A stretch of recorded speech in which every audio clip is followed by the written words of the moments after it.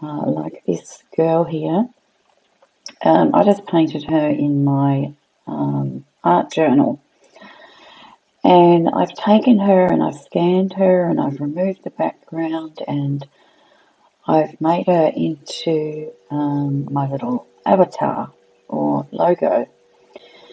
So I wanted to show you how I take her from this was the original sort of flat image that I had painted.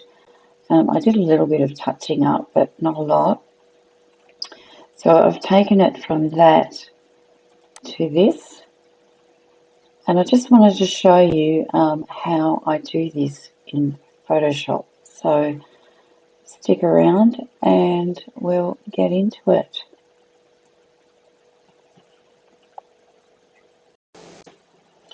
Okay, so this is just a really quick video, and I'm assuming in this video that you already have some knowledge of Photoshop. And all I'm doing is at the moment, I've just picked some of that yellow that's in the background by using the eyedropper tool. You can see the tools on the left here. There's one that looks like a little eyedropper.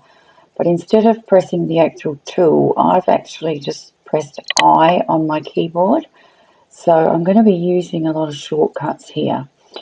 So I've hovered my brush, if you like, over the top, or pressed I on my keyboard, and then I hover over the yellow colour to pick it up, click on it, and then I can draw these stars with my brush. And I know that they're going to match to that yellow that's in the background there. So I'm just using one of Carl Webster's brushes, which are actually built in to Photoshop, and it's just a pencil brush, and that's all I'm using. So I'm going to be using the eyedropper by pressing I on my keyboard to pick up the colour, like I'm doing here. I picked up that red, and then I changed to B on my keyboard, which is the brush tool, and it's going to brush in that colour that I've picked up.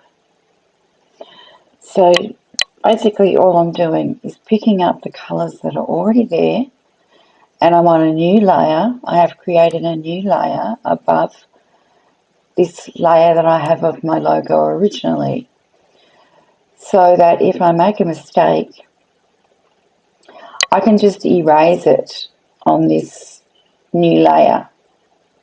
Because if I was to do it straight onto this background layer, I would erase everything and lose everything. So that's all I'm doing, and this, as I said, it's just a really quick snapshot into things that I'm going to be teaching more on my channel. A lot of digital art, design, illustration. So here I'm using the eyedropper to pick up the darkest colour of her hair. So I got that brown colour, but here I'm erasing it because I wasn't really happy with the size of the brush strokes. So you can change the size of your brush stroke by hitting the left square bracket on your keyboard, and that will resize your brush strokes down.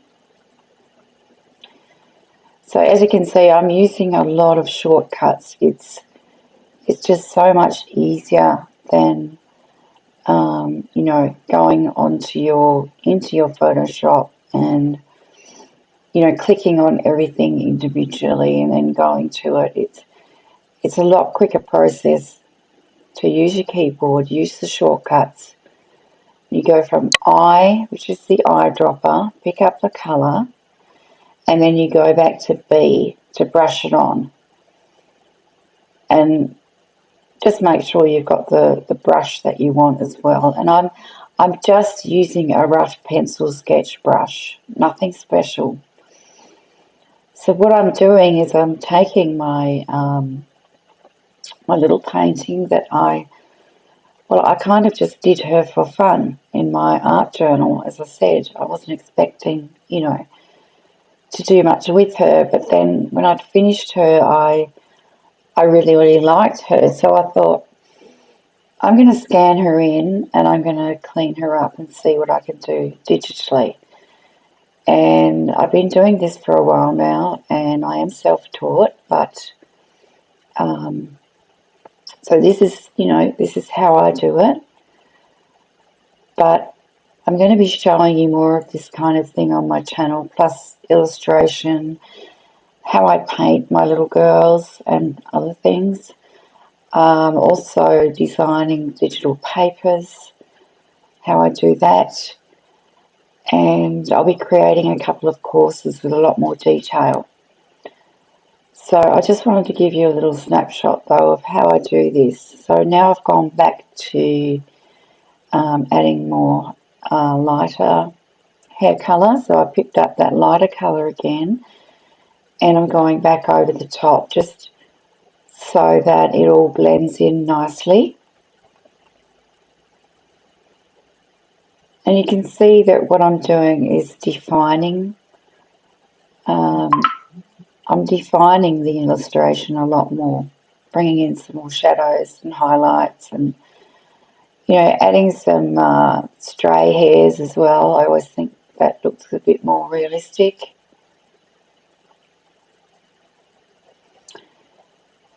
And I think I'm going to add a bit more dark to the roots. Where your parting is on the roots of the hair there. It's usually a little bit darker, so I'm going to paint that in a little bit darker now.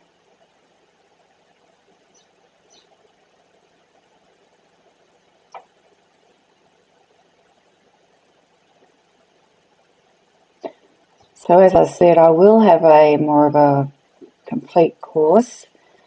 I'm still in the process of filming that course of how I do it from start to finish, scanning her in, cleaning her up, removing the background, and just painting over, and also doing other effects to get the image to look how I want it to look.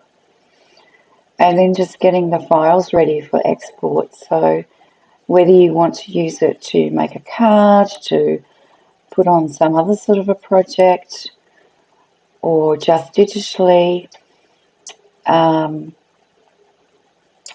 take you through how to do all that kind of thing.